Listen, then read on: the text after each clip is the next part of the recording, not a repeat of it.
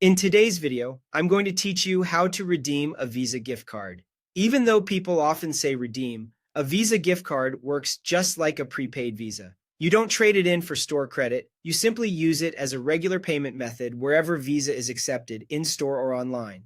First, make sure the card is activated if required. Look for a sticker or instructions on the card that tell you how to activate it, usually through an automated phone line or a website. During activation, you may be asked for the card number and the security code on the back. It's also a good time to check your available balance, and if the issuer allows it, register a billing zip code.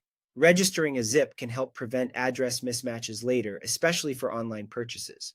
Before you start shopping, sign the back of the card for in-store use and confirm the balance covers your total with tax and any shipping. Next, add the items you want to your cart. Keep an eye on the running total. If your purchase is more than the card's balance, the transaction may be declined.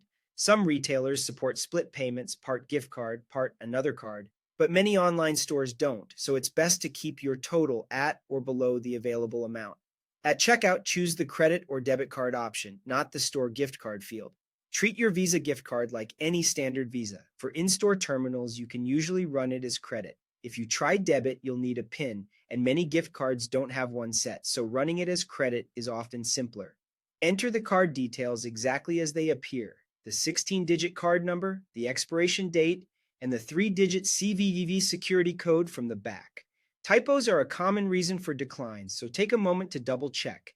If the site asks for billing information, provide the name and billing address associated with the card.